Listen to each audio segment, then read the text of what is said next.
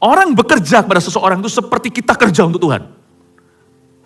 Padahal dalam konteks perbudakan, tidak seperti sekarang orang itu dapat kelonggaran, diperhatikan sebagai seorang manusia beneran. Paulus berkata, taatilah Tuhanmu yang di dunia. Kata taati itu letter luck atau harafiah. Kenali job deskripsimu, lakukanlah semua itu, selesaikan tugasmu, jangan molor sehari, jangan kurang satu lembar, jangan kelupaan, selesaikan harafiah, dan kalau bisa di mil kedua lebih bagus daripada orang-orang non-Kristen yang kerja di company itu.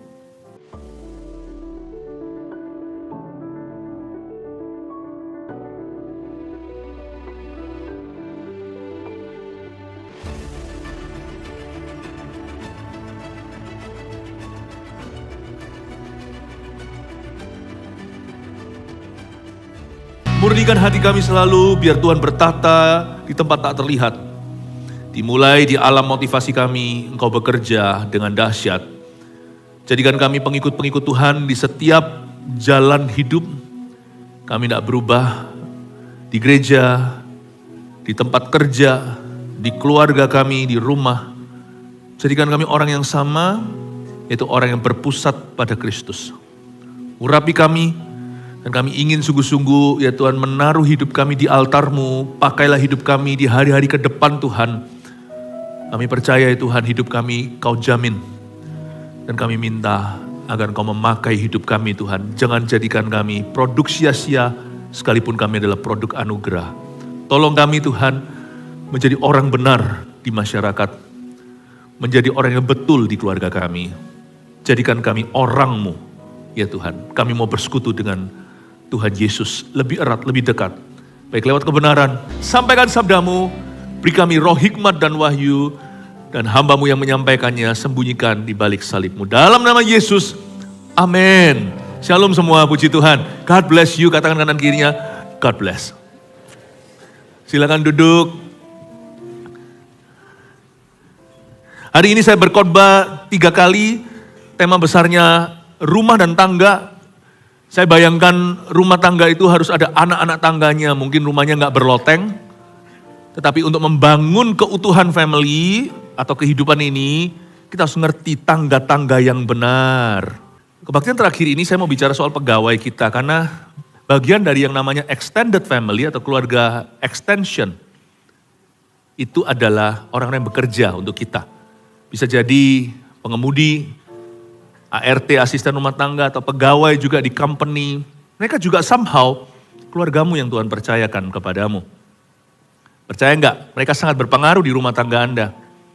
Pekerjaan bermasalah, itu bisa masalah. Tahukah bahwa menjadi alasan bercerai, yang utama itu adalah soal kerjaan. Selingkuh segalanya ya itu ada. Tapi yang paling tinggi itu soal jalan di dalam karirnya. Soal keuangan dan sebagainya. Itu sebabnya kita jangan remehkan. Bahwa Tuhan memberi kita family who is not our flesh and blood. Bukan darah dan daging. Nah sekarang pertanyaannya adalah kenapa kok pegawaiku keluar masuk? Ini juga bicara kepada para pegawai. Kenapa Anda gonta-ganti kerja? Tapi juga bicara kepada para employer atau bos atau majikan. Kenapa sih? Kok orang itu keluar masuk melulu? Loh memang turnovernya pasti ada di setiap company itu, nggak ada yang tetap begitu stagnan, ya, paten. Bahkan di dalam dunia gereja pun, jangankan jemaat, staf karyawan pun bisa ada pergantian. Tapi kan nggak terjadi sampai titik pandemi atau wabah. Nah kalau gitu berarti kita mesti harus coba selidiki mengapa. Kalau turnover ada, pasti ada, persentasinya kecil. Tapi jikalau itu menjadi sesuatu yang sifatnya merata, there must be something, ada sesuatu yang harus direformasi di dalam budaya kerja kita. Nah firman yang saya sampaikan ini bukan firman yang gampang, meskipun saya akan berusaha menyampaikannya sederhana. Tapi membuat kita menjadikan ini sebuah perenungan, kita bercermin dengan firman, karena hari-hari ini adalah hari-hari yang tidak mudah.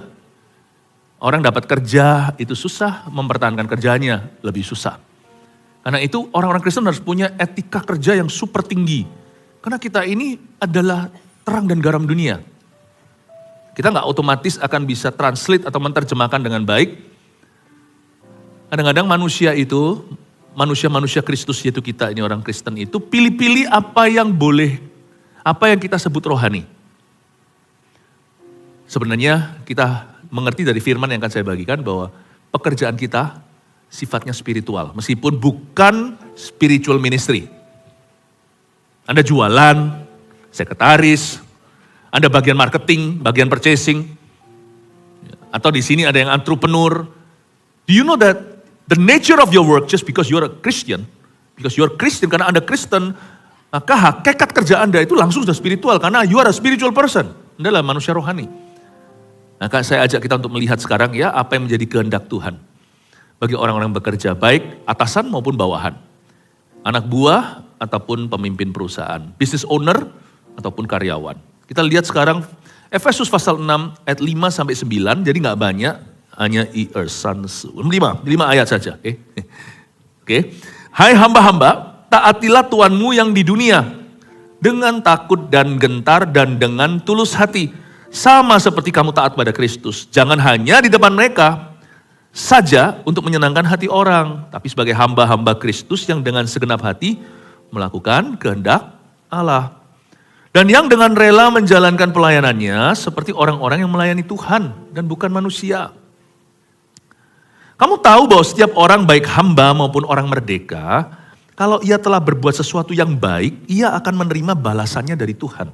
Dan kamu tuan-tuan, perbuatlah demikian juga terhadap mereka dan jauhkanlah ancaman. Ingatlah bahwa Tuhan mereka dan Tuhan kamu ada di sorga dan ia tidak memandang muka.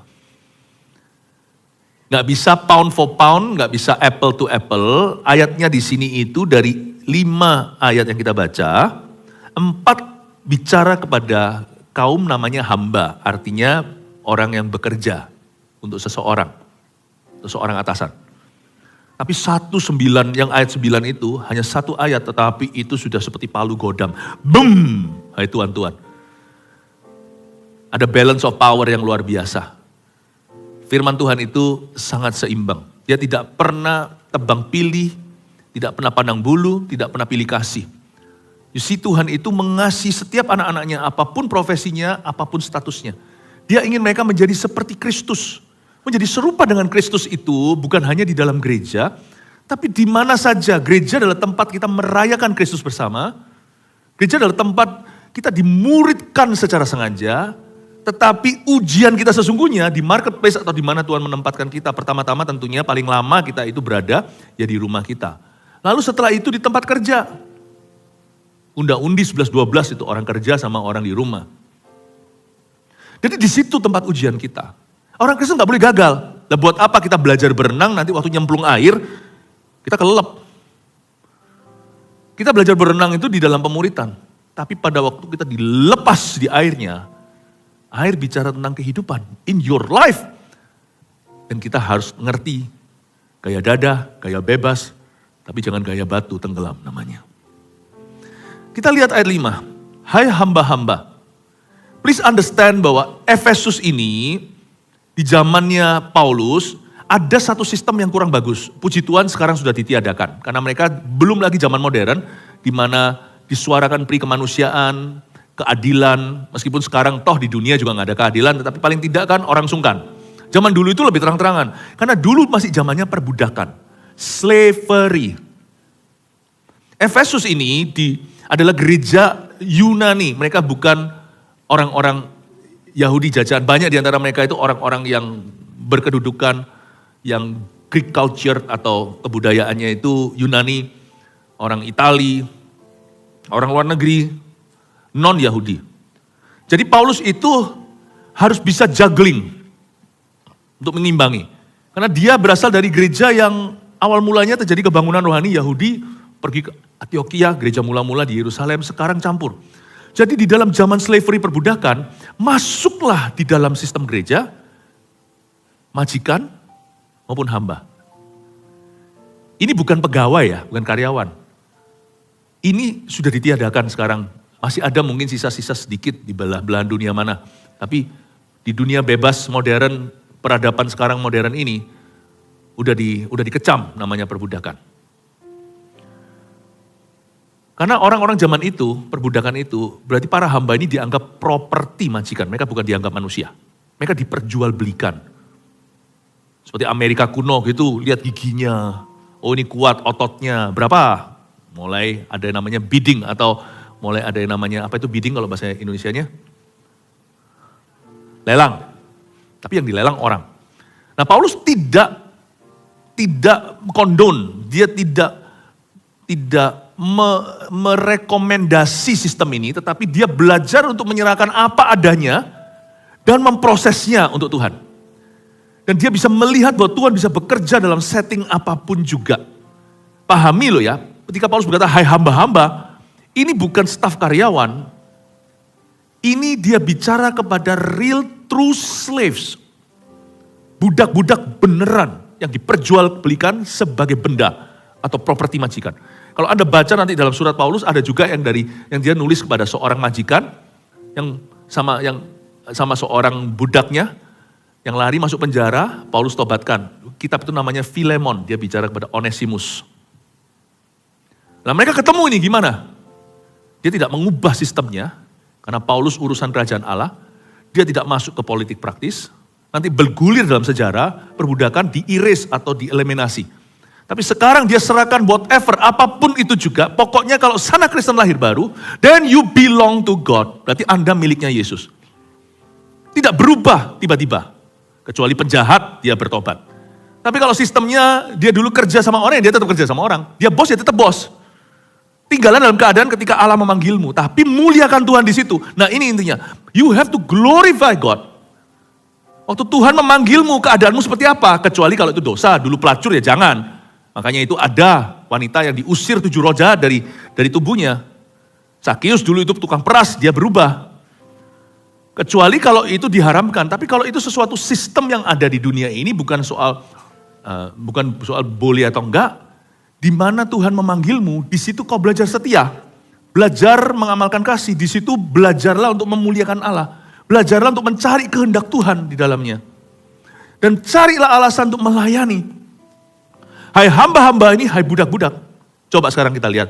Hai hamba-hamba, disuruh apa sama Paulus? Terkejut ini semuanya. Taatilah Tuhanmu yang di dunia. Boom. Itu kalau digoreng, bisa. Paulus mengiyakan perbudakan.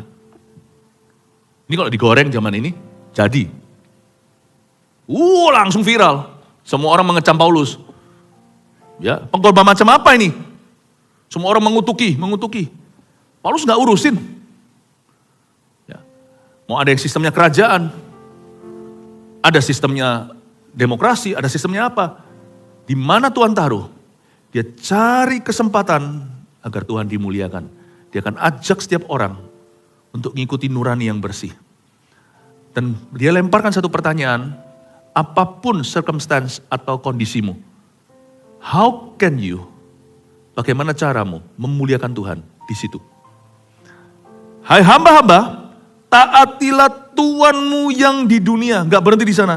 Dengan takut dan gentar. Oh iya. Karena zaman itu perbudakan asli, kalau mereka tidak taat, kelihatan kerjaannya gak beres dikit aja, langsung dipecut. Hukumannya fisik. Sekarang, masuk penjara kalau kita lakukan begitu. Ini sudah bukan lagi zaman itu. Dipakai pecut, itu pun Paulus berkata, dengan takut dan gentar. Mereka berkata, ya iyalah takut lah, mana saya nggak takut. Nanti kalau aku dijual, lebih jauh lagi aku dari kampung halamanku. Dengan tulus hati, ini susah nih. Aku takut, bisa pura-pura. Orang kalau gentar bisa menjilat. Suruh tulus hati. Paulus mulai appeal, dia naik banding. Bukankah kalian Kristen? Ketulusan itu sudah jadi DNA. Kalau hamba lain, budak lain itu ketakutan, kalian harus ketulusan. Wow, malu gak kita kalau kita kerjanya asal-asalan? Kita kerja di dunia sekuler. Ya, kita gak tulus. Kita gak sungguh-sungguh. Dikatakan di situ sama seperti kamu taat pada Kristus, disamakan. Loh, Kristus tidak memperbudak kok, dia malah justru di perjanjian lama, dia membebaskan bangsa yang diperbudak oleh Mesir. Para budak-budak itu namanya Israel. Enggak, Yesus tidak memperbudak. Dan Paulus menurut saya tidak suka dengan ini. Dia memberitahukan bahwa tidak ada orang merdeka, tidak ada budak, Yunani, Yahudi di dalam Kristus. In Christ there's neither Jew, there's no Gentile, no free man, no slave. Dia tidak mengubah sistemnya, dia mengubah hatinya.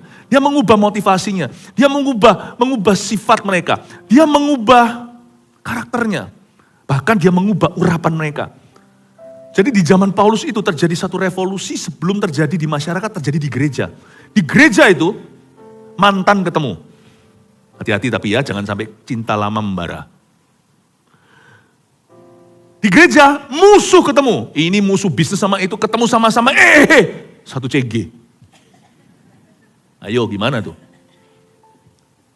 Makanya itu Paulus juga mengatakan, karena sekarang kita sudah masuk ke satu dunia baru namanya tubuh Kristus.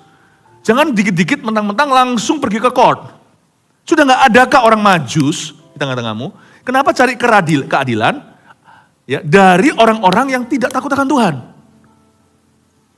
Apakah gak ada gembala di antaramu? Apakah gak ada pemimpin? Begitulah kira-kira. Di situ ketemu semua. Budak dan majikan. Nah, di sini juga menjadi rawan salah guna. Seorang budak ketemu majikanku CGL-ku. Gimana? Sama-sama mereka bertemu di rumah kan? Dia minta kemudahan. Dulu kan panggilnya takut. Tuan, sekarang panggilnya Koko Tuan. Lalu habis itu mulai manipulasi. Manusia kan minta manipulasi. Kau bisa enggak ya, aku libur dulu untuk pelayanan. Bisa enggak ya, aku gini gitu, kerjaanku enggak beres. Doa Koko Tuan, semalam jam 3 aku dibangunkan Roh Kudus, makanya aku telat cek lognya. Saya disuruh doa untuk misi bagi bangsa-bangsa. Jadi CGL, dilema. CGL satu sisi, bahasa kasih. Ajarilah kami ini saling mengasihi. Tapi di sebelah situ, dia harus tegas. Sini kasih, di sini aku harus sembelih. Mana aku pilih? Paulus tahu lihat sifat ini. Dia berkata, hai hamba-hamba. Karena masuk ke gereja Efesus, banyak bos-bos. Tiba-tiba juga banyak orang Yahudi diselamatkan. Orang-orang Yunani diselamatkan. Banyak orang-orang Ibrani, orang Yahudi yang bicara bahasa Ibrani, janda-janda Yahudi yang bicara bahasa Yunani. Itu dua tingkat pendidikan yang beda. Sama-sama Ibraninya, tapi lain status ekonomi, masuk semua campur. Pegawai ketemu bosnya, ya kan, rival bisnis ketemu di sana, semuanya ketemu di tubuh Kristus. Nah di sini dia melihat, pertama-tama dia melihat, banyak sekali para budak itu mulai memanipulasi. Mulai beralasan. Kerjanya gak beres. Kristen, masa sama Kristen? Pakai bahasa pengampunan, ampunilah aku. Bisa ngerti lah saling memaafkan. Kan 7 kali, 70 aku disuruh maafkan. Gimana jadi bos? Susah jadi orang. Nangkep ya konteksnya dulu ya. Pahami konteksnya dulu. Paulus berkata, hai hamba-hamba. Dia pakai kata sama seperti kamu taat pada Kristus. Disamakan dengan Kristus bukan sistem perbudakannya. Disamakan bahwa orang bekerja kepada seseorang itu seperti kita kerja untuk Tuhan. Padahal dalam konteks perbudakan, tidak seperti sekarang orang itu dapat kelonggaran, diperhatikan sebagai seorang manusia beneran. Paulus berkata, taatilah Tuanmu yang di dunia. Kata taati itu letter luck atau harafiah. Kenali job deskripsimu, lakukanlah semua itu, selesaikan tugasmu, jangan molos sehari, jangan kurang satu lembar, jangan kelupaan, selesaikan harafiah, dan kalau bisa di mil kedua lebih bagus daripada orang-orang non-Kristen yang kerja di company itu. Paulus tidak turunkan standar, dia malah justru angkat standarnya. Dia bukan merekom perbudakan, tapi dia memberikan satu perintah bahwa orang Kristen yang bekerja kepada bos yang bengis aja harus takut dan gentar, apalagi kepada sesama anak Tuhan, dia harus dengan ketulusan. Kerjalah dengan sungguh-sungguh. Kata taat di sini artinya job deskripsi. Do it. Lakukan itu. Very powerful. Karena kita ini berada di suatu kerajaan anugerah. Waktu kita diselamatkan kita, Tuhan terima kita apa adanya. Jadi seringkali setelah itu kita hidup juga ala kadarnya. Kita mau orang lain menerima kita apa adanya, salah. Tuhan menerima kita apa adanya, sama orang kita harus dedikasi. Justru kalau kita itu diselamatkan ala kadarnya, jangan memberikan sisa-sisanya. Justru kita harus super kamsia, super berterima kasih. Ku beri yang terbaik, nothing less, tidak berkurang dari itu. Aku harus memberi yang terbaik di dalam nama Tuhan. Karena kita itu, orang Kristen tidak percaya karma. Itu kelebihan. Sebenarnya kebenaran Injil adalah kita diselamatkan oleh anugerah. Tapi sungguhan, kalau kita mau benar-benar mikir pakai logika. Mana ada orang bisa masuk surga karena amal sosialnya. Sungguhan kita itu stand no change. Kita itu gak mungkin ada, gak akan ada sama sekali persentase sedikit pun kemungkinan kita itu diselamatkan itu. Makanya itu kalau orang memang benar-benar cari keselamatan, mau gak mau ya akan ketemu Yesus. Gak ketemu Yesus dia pasti gak ada pengharapan. Mana bisa sih kita diselamatkan karena perbuatan? Kalau Tuhan gak ngefur sama kita, gak mungkin kita masuk. Tapi kelemahannya, setelah itu kita salah paham. Kita kira, oh kita diterima apa adanya, lalu kita apa adanya aja hidup. Kerjaan terutama, kita rasa Tuhan mengerti kok. Saya rasa harusnya anugerah itu membuat kita sungguh-sungguh bekerja, bukan malah justru membuat kita malas. Kasih karunia membuat kita jadi semakin takut akan Tuhan, bukan membuat kita jadi asal-asalan, bukan membuat kita jadi remnya blong. Justru ya, grace teaches me to fear. Jangan salah. Justru cheap grace, kasih karunia yang murah, kasih karunia yang hyper itu membuat kita, do just whatever, lakukan apa aja. Tuhan mengerti, salah. Karena saya itu dicintai apa adanya. Misalnya kalau saya diterima, saya ini gak punya apa-apa. Lalu habis itu saya diangkat sama paman saya. Misalnya saya yatim piatu. Saya dikasih kesempatan sama om saya, kamu kerja di sini ya, kamu atur rumah tangganya sudah. Kamu minta gaji piroh gitu loh. Mau minta gaji berapa? Oh segini, oke, saya kasih lebih sekali. Baik sekali. Saya kasih tumpangan, kasih rumah, kasih pakaian. Saya di-shoppingkan pakaian yang bagus, bukan yang compang-camping. Gak perlu yang mahal, tapi saya dikasih suatu permulaan. Saya dikasih suatu a new start.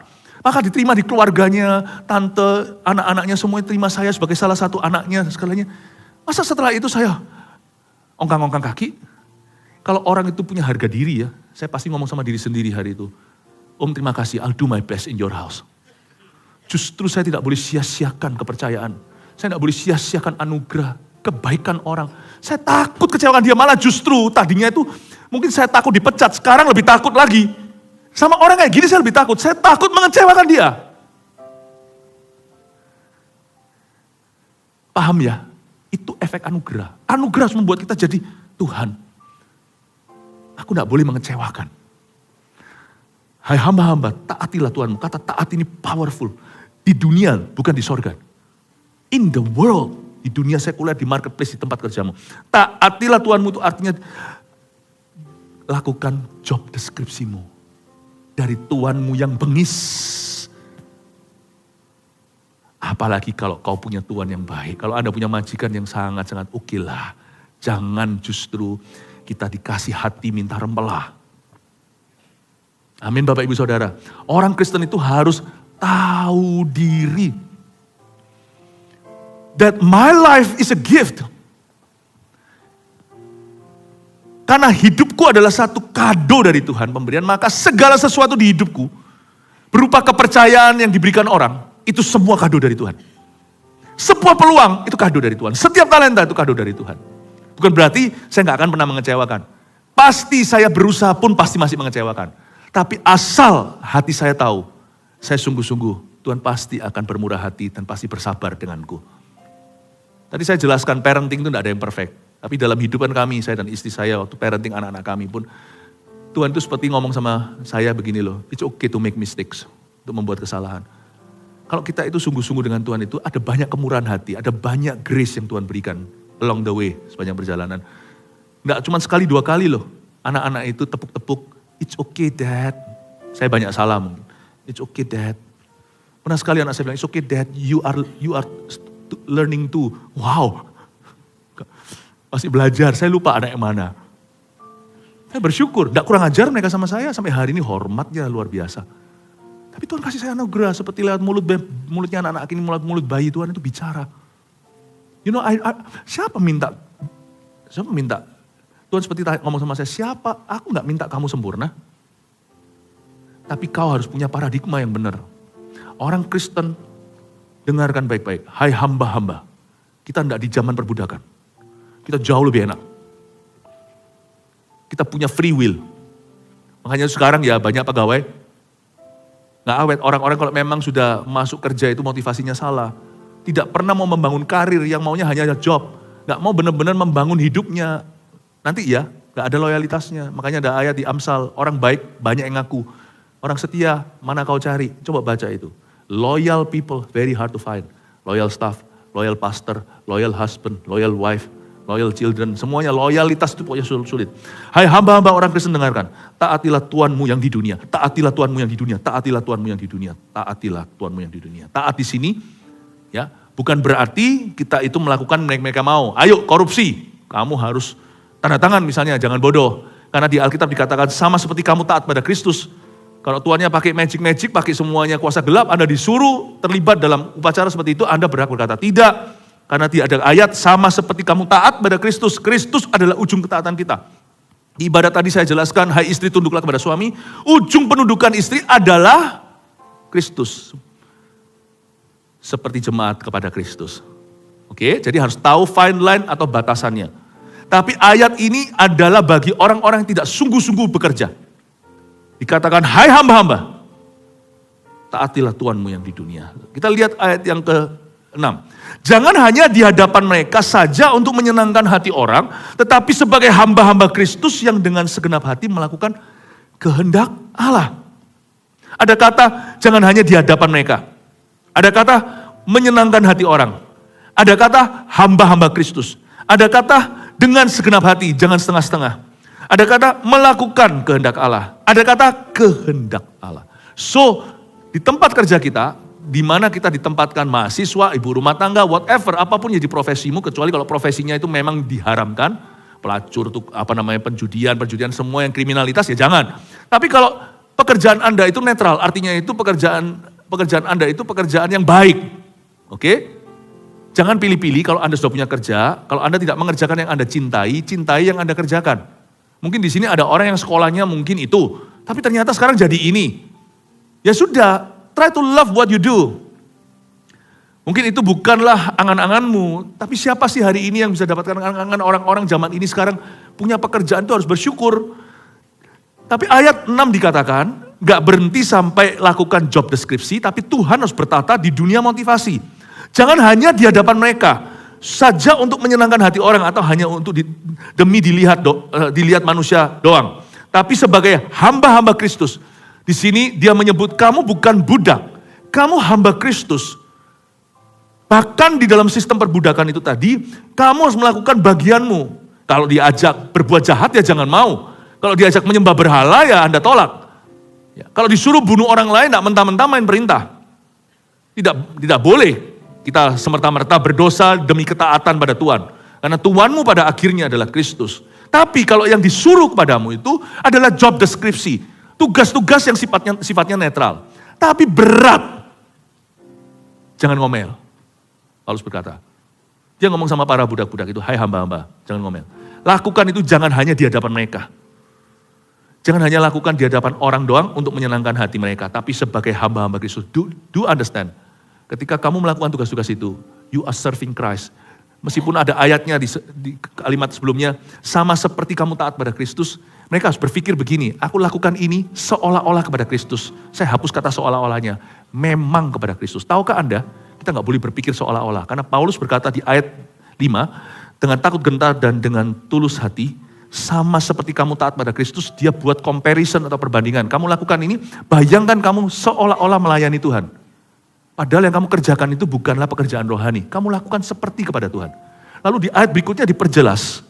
Kamu harus lakukan sebagai hamba Kristus yang dengan segenap hati melakukan kehendak Allah. Bukan seolah-olah ini kehendak Allah. Kamu memang lakukan ini untuk Tuhan. Hah? Misalnya kerjaan dia adalah seorang neni atau seorang suster. Ya, misalnya dia suster anak. Karena ada berapa jemaat kita? Benar-benar. Ya, jadi luar biasa. Kita lihat misalnya majikannya, susternya, anak-anak Tuhan semua, anak-anak visi di gereja ini. Dan saya juga senang melihat interaksi mereka, bisa kelihatan gitu, meskipun mereka atasan bawahan, employer dan employee. Saya bisa melihat yang satu gak kurang ajar, gak naik melonjak ke kepala majikan, enggak. Pada waktu doa segalanya terus berkata, terus majikannya ngomong sama saya, ini ini juga ini barengi saya ke CG. Oh ya, ya terus doa sama-sama, ikut nangis. Terus setelah saya mau doain anaknya, dia berkata, majikan yang berkata, Pastor Philip bisa nggak doakan susternya? Waktu saya doakan susternya, majikannya lebih heboh, nangisnya lebih keras. Saya lihat dia sayang. Dia sayang. Saya lihat di situ ada sesuatu yang dunia nggak tahu. Hubungan kita itu sifatnya itu surgawi. Meskipun di sini ada profesi. Dan saya yakin juga suster ini mengundang sayang di hati majikannya. Pasti dia buat, nggak mungkin karena dia bercegil lah, atau dia ibadah sama-sama lah, sama-sama orang Kristen anak Tuhan. Pasti kerjanya beres. Kalau enggak, ini majikan yang Kristen ini pasti ngeluh. Aduh, Pastor Philip pasti bukan menangis terharu, pasti mengeluh. Aduh, ini suster ya. Katanya cinta Tuhan, tapi kerjanya nggak keruan. Nggak mungkin. Jadi saya lihat satu keindahan, pemandangan indah ketika sang majikan minta susternya didoakan oleh gembala sidangnya. Saya baru tahu ternyata juga sesama jemaat, semua ini jemaat. Saya doakan. Luar biasa. Wah, saya percaya itu anak pasti, itu suster pasti melakukan seolah-olah itu anaknya. Tapi ya jangan dibawa pulang ke desa. Yang gini jarang cari. Tapi yang Kristen hanya asal bunyi. Kristen tapi perbuatannya gak baik. Itu banyak. Tapi kalau mereka bekerjanya itu letter luck, sungguh-sungguh dilakukan dengan benar secara harafiah job deskripsinya. I believe ya, you can move on to the level 2. Masuk ke sebuah hubungan rohani yang luar biasa. Di situ Mazmur 133 akan terjadi dua sisi. Dari sisi majikan maupun yang bekerja. Kesanalah aku perintahkan berkat. Kehidupan selama-lamanya. Gak mungkin kekurangan apa-apa. Majikannya juga happy, orang yang kerja juga happy. Tapi kalau misalnya saya kerja sama majikan yang bengis gimana? Tetap taatlah kepada Tuhanmu di dunia. Bukan untuk berbuat jahat ya, sekali lagi disclaimer-nya. Tetap harus taat. Zaman sekarang itu ya banyak orang bukan besi mentalnya, tetapi stroberi. Dikit-sedikit, waduh ngeluh. Itu ada ayatnya itu. Ayatnya di Amsal begini. Janganlah kau manjakan hambamu ketika masih muda. Nanti dia minta haknya anak. Kadang-kadang kita itu so entitled, kita itu merasa berhak. Kadang-kadang kita garu-garu kepala. Hubunganmu dan aku sama-sama Kristiani ini merugikan perusahaan. Justru jadi liabilitas bukan jadi aset. Karena lewat jalur ini kau pakai terus selain untuk manipulasi, kau pakai terus untuk beralasan. Justru merugikan. Strawberry banget. Dikit-dikit ngambek. Dikit-dikit mau quit. Dikit-dikit gimana, dikit-dikit. Bahkan Alkitab berkata kepada majikan yang bengis pun taati Tuhanmu yang di dunia. Bukan untuk berbuat jahat. Saya akan ulang-ulang disclaimer ini karena tidak bisa dibenarkan kalau orang berbuat sesuatu yang salah atau dosa demi supaya taat pada manusia. Cannot lah, gak boleh itu. Ya, kalau dunia aja, negara aja ada hukum, Allah punya hukum Allah lebih tinggi. Taati Tuhanmu tapi, yang bengis pun kau harus taati. Orang Kristen harus tahu bahwa waktu aku taat pada, bosku itu zaman dulu waktu saya sering ke Hong Kong, itu di bawah jembatan Causeway Bay, itu ada satu jasa yang aneh.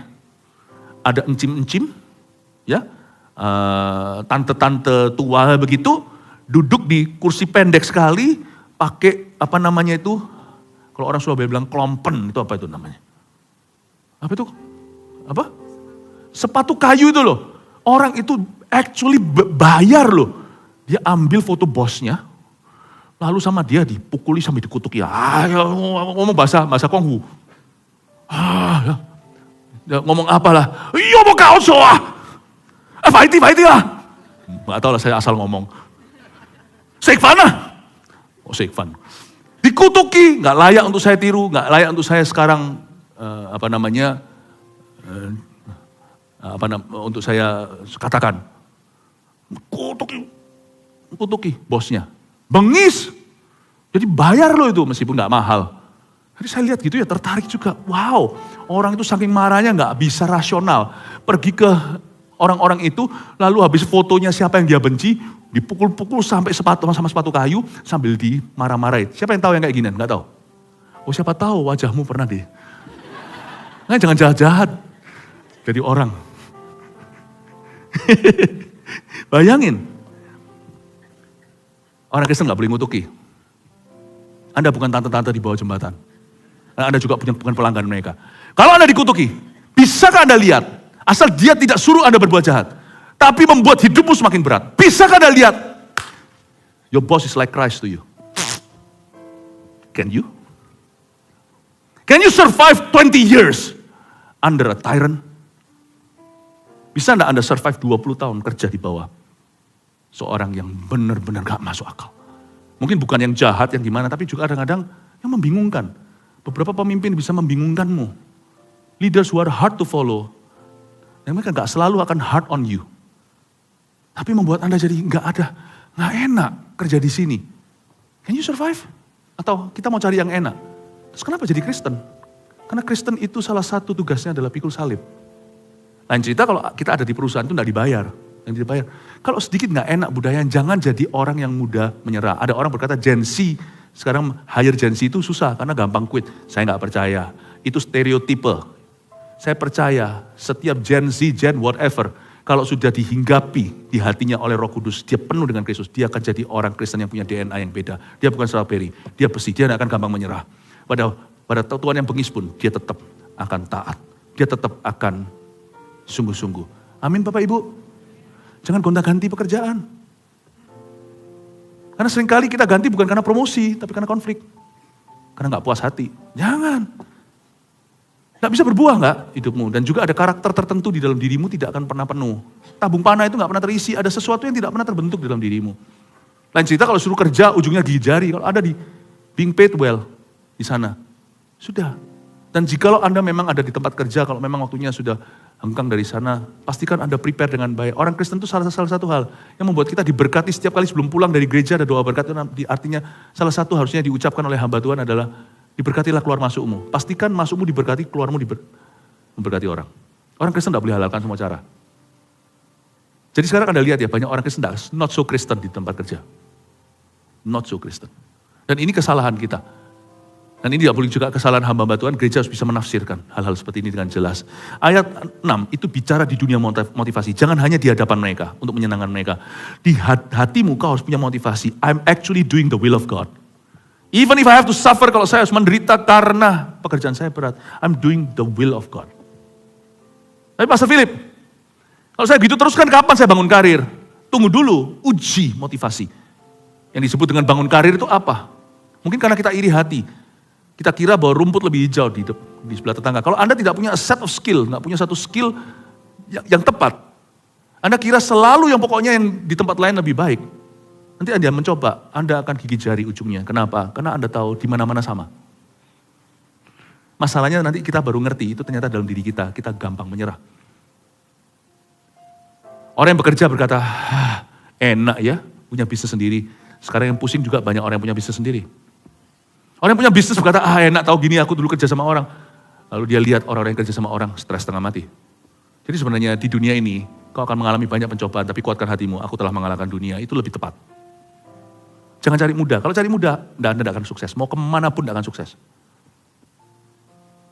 Pindah boleh, tapi pastikan Anda doa. Pastikan Anda libatkan orang-orang tepat di dalam kehidupanmu untuk bisa menimba nasihat. Dan pastikan jangan halalkan semua cara, keluar masukmu harus jadi berkat. Katakan amin. Kenapa pegawai kok keluar masuk? Karena mentalitasnya dangkal. Kristen gak boleh gitu. Kristen harus orang yang paling loyal di seluruh dunia. Orang baik, banyak yang mengaku, orang beragama. Tapi loyalitas harusnya, kesetiaan itu adalah buah roh. You be faithful. Semoga nanti suatu hari di Indonesia minimal, orang-orang pada berkata, mau cari staff yang gini. Di level apapun ya. Mau di spek manapun juga pekerjaannya. Mau yang gini.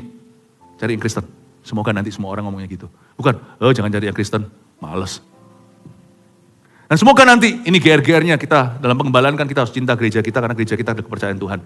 Semoga orang-orang pada berkata itu, employer-employer semuanya, semua orang kehilangan pekerjaan segalanya itu yang selalu terakhir di layoff adalah Jemaat GMS. Semoga enggak. Apa-apa? Cari anak GMS. Cari anak AUG yang begini-begini. Semoga begitu nanti ya. Amin. Tepuk tangan dong yang gitu. Gini, GMS. Jadi bukan cuma dikenal, yang cakep-cakep itu orang GMS. Itu iya. Tapi yang pintar kerja, yang tahan banting, yang gak gampang menyerah, yang bisa dipercaya, yang gak nilep uang perusahaan, yang gak punya agenda sendiri, yang selalu mikirkan kepentingan orang lain. Tapi orang-orang begini, you cannot lose, orang seperti ini aset. Mau tahukah ketika masa-masa krisis akan selalu silih berganti di hidup ini, di dunia ini? Salah satu aset yang paling berharga adalah kepercayaan Tuhan dan kepercayaan manusia. Itu gak bisa hilang, namanya reputasi. Peluang bisa datang pergi, tetapi Anda akan selalu dicari. Jaga reputasimu. Loyalitas adalah salah satu reputasi yang paling utama. Orangnya itu tough, tidak gampang menyerah. Amin Bapak Ibu. Jadi di area motivasi itu kita disuruh sebagai hamba Kristus, memandang diri sendiri sebagai hamba Kristus, melayani Kristus dengan segenap hati, tidak boleh setengah-setengah melakukan kehendak Allah. Kita lihat ayat 7 mulai masuk ke dalam masang lembur. Dan yang dengan rela menjalankan pelayanannya. Ini bukan pelayanan di gereja loh, jangan lupa konteksnya, hai hamba-hamba taati Tuhanmu yang di dunia. Kenapa Paulus pakai kata pelayanan yang dengan rela menjalankan pelayanannya, jangan ngomel, jangan menggerutu, seperti orang-orang yang melayani Tuhan dan bukan manusia. Di ayat 7 ini, cara pandangnya gini, mil pertama itu job deskripsi, tapi Yesus berkata kalau ada orang memaksamu jalan 1 mil, jalanlah 2 mil. Kalau ada orang memaksamu untuk mengambil bajumu, berikan jubahmu.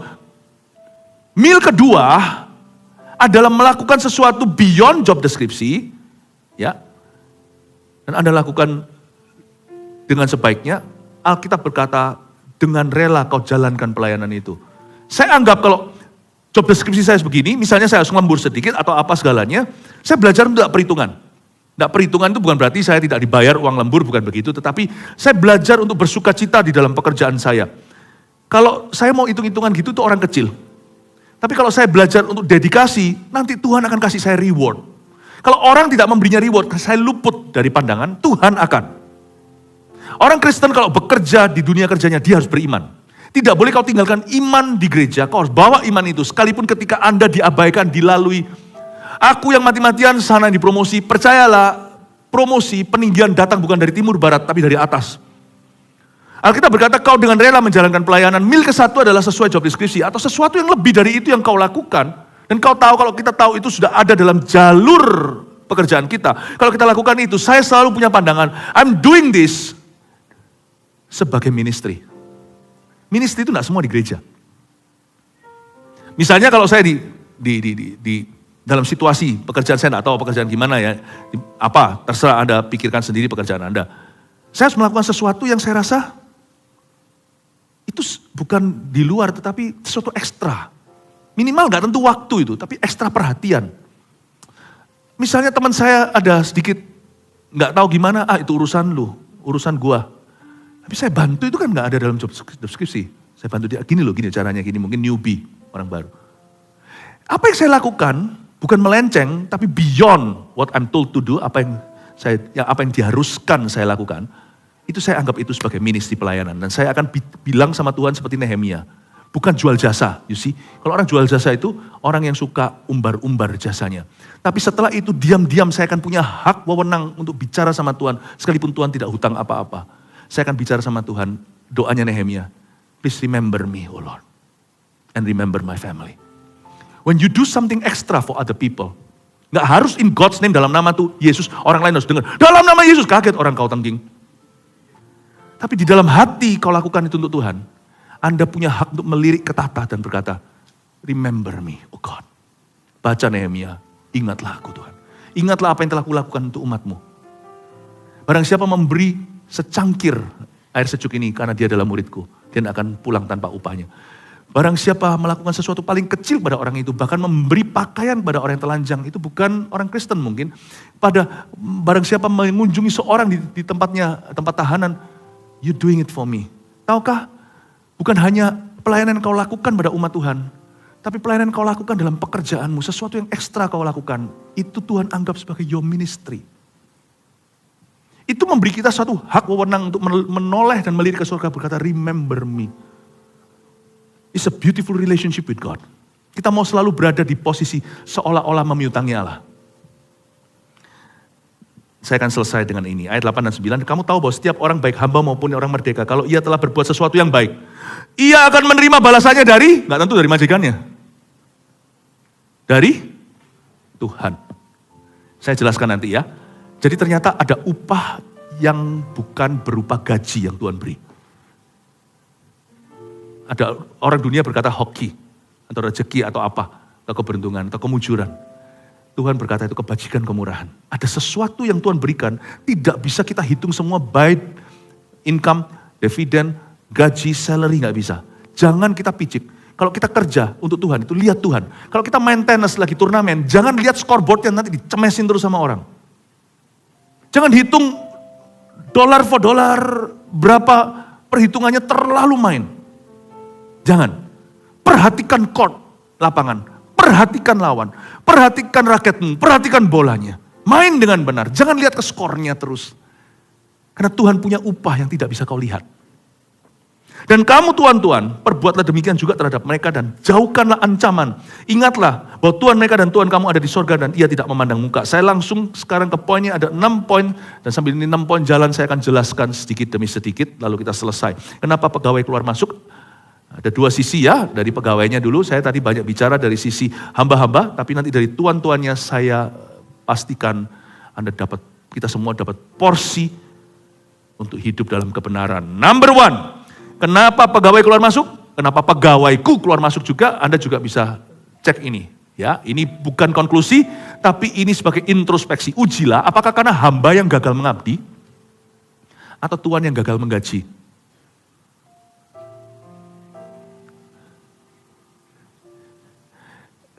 Kadang-kadang kita berada di bawah Tuhan yang berhasil menggaji kita, tapi kita nggak pernah happy. Karena memang kita selalu gagal mengabdi. Jadi orang seperti itu mau kerja dimanapun juga, dia akan jadi orang gagal. Karena dia tidak pernah ngerti satu kata ini. Dedikasi, dia tidak pernah paham ini. Hatinya selalu bercabang, matanya selalu hijau dengan rumput orang. Orang seperti ini, not good quality. He doesn't even have the right to call himself Christian. Karena sekalipun tuannya tidak gagal menggaji, orang itu nggak pernah happy. Kerja dimanapun juga. Nanti tunggu ya sampai dia jadi bos sendiri. Kita tunggu, kita lihat nanti. Dia juga akan menjadi bos yang payah. Orang seperti ini harus bertobat. Bukan pindah kerja, cari pekerja. Harus tobat dulu, baru nanti mau kerja sana atau pindah mana terserah. Tuntunan Tuhan. Coba renungkan, apakah kita tipe yang itu? Atau sebaliknya, kenapa keluar masuk segalanya? Karena Tuhan yang bengis. Ada juga Tuhan yang, meskipun tadi saya katakan, kalau kita yang Kristen, yang kerja sama, dari sisi yang kerja sama orang lain Kristen ya, bengis pun harus layani kan. Tapi sekarang saya ngomong dari sisi Tuhan ya. Kalau Anda Kristen, jangan bengis dong. Jangan hitungan. Makanya nggak kerasan, karena kita kira, aku sudah gaji kok. Pikirannya itu salah. Manusia tidak terbuat dari kaleng sehingga makan oli. Manusia itu punya feeling, punya perasaan. Kalau kita tidak bisa menginspirasi loyalitas pada orang-orang yang bekerja pada kita, dan kita main tangan besi, satu titik ya, ketika suatu hari, perusahaan kita gimana, di situ kan nampak kelihatan. Orang-orang yang telah kau taburi dengan kasih, tapi kalau kasih nanti lemah kepemimpinan saya, siapa bilang? Enggak, kita bisa tegas. Tapi kita juga bisa mengorangkan orang. Nanti akan lihat, pada saat-saat masa paling butuh, everybody will stand by a leader that has sown love into the people he leads. Kita akan melihat nanti perbedaannya. Orang-orang yang kita taburi dengan kasih itu yang berdiri dengan kita. Ternyata manusia itu bukan robot yang makan oli atau sekedar makan gaji. Karena itu seorang bos, employer, Kristen tidak boleh bengis. Gak boleh peras orang di bawahnya sampai titik di mana aku yang kaya, kalian melarat semua. Kalau bisa, sapi peras semuanya. Kita juga harus selalu pikirannya untuk kebaikan yang lainnya. Selalu pikirnya itu win-win solusi. Pikirkan kebaikan orang. Makanya itu Kristus katakan lewat Alkitab. Janganlah kamu bernafsu untuk cepat kaya. Karena akan menghalalkan semua cara dan membuat susah hidup banyak orang. Dan jatuh ke dalam banyak percobaan. Dan membuat hidup masuk dalam penderitaan-penderitaan yang tidak penting dalam kehidupanmu. 2. Pegawai Kristen harus berintegritas tinggi dalam menjalankan tugasnya. Integritas tinggi ini campuran antara job deskripsi dan motivasi. Job deskripsi itu letter luck, lakukan itu. Lemburnya tadi itu loh, anggaplah sampai lumber-lumber. Nggak tentu waktu, bisa juga perhatian atau quality yang kau berikan yang dengan rela menjalankan pelayanannya. Integritas tinggi itu artinya go beyond 1 mile, lebih dari 1 mil. Itulah integritas yang tinggi. Tapi integritas yang tinggi itu dimulai dari motivasi. Kita nggak bisa punya integritas tinggi kalau kita nggak punya takut akan Tuhan. Kalau kita tahu bahwa kita kerja untuk Tuhan, kita nggak akan sembarangan. Di dunia motivasi mulai pekerjaan itu Tahu nggak permulaan sukses pekerjaan itu dari motivasi. Bagi orang Kristen itu mulai dari sini, motivasi. Makanya firman Tuhan berkata, jagalah hatimu dengan segala waspada, segala kehidupan mengalir dari sana. Termasuk berkat-berkat Allah. Dari sini, from here, from the heart. Ya.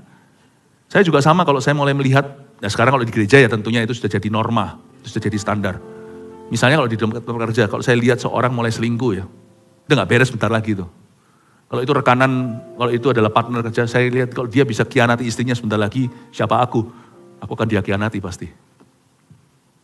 Sama, kita lihat, orang itu kalau hatinya gak benar, bentar lagi juga kerjanya gak benar. Makanya itu bukan berarti terapkan mentah-mentah ya, apa yang di gereja ini harus jadi hikmat untuk Anda terapkan di dunia Anda. Tapi tentunya Anda harus punya hikmat untuk bisa membedakan. Misalnya Anda mau bekerja nih, Anda buka pabrik apa ya kan, mau cari manajer atau mau cari apa segalanya itu, nggak ngerti mesin nggak apa-apa. Pertanyaannya langsung di dalam interview, sudah berbahasa roh? Loh, kalau bisa dapat puji Tuhan, bonus luar biasa tuh anak Tuhan, tapi itu pun nggak cukup. Tapi waktu Anda masuk ke dalam, dia harus ngerti nggak Ran, kalau Anda mau pabrik misalnya, ngerti nggak seluk-beluk mesinnya? Paham nggak dia? Jangan serta-merta langsung di-hire. Nggak ada hire berdasar kasihan. Kasih itu nggak sama dengan kasihan. Kasih itu nggak sama dengan lemah lunglai. Kasih itu tegas, namanya tough love. Tapi kita tidak boleh memperlakukan orang dengan semena-mena. Ya. 3, pegawai Kristen jangan punya agenda pribadi selain kepentingan perusahaan. Itu tadi yang kita pelajari. Itu pelayananmu. Taatilah Tuhanmu di dunia. Itu pelayananmu, jalankan pelayananmu. Jangan lakukan hanya di hadapan mereka saja untuk menyenangkan hati orang. Tapi sebagai hamba Kristus, lakukan itu sebagai kehendak Allah. Pegawai Kristen gak boleh punya agenda pribadi selain kepentingan perusahaan. Jangan jadikan ini paling poor, the poorest way of thinking. Cara berpikir yang paling bangkrut di depan Tuhan adalah kita jadikan pekerjaan kita sekarang batu loncatan. Dan gak boleh mencuri kemuliaan. Gak boleh seperti itu, karena kita tahu ada golden rule, lakukan pada orang lain apa yang kau ingin orang lain lakukan kepadamu.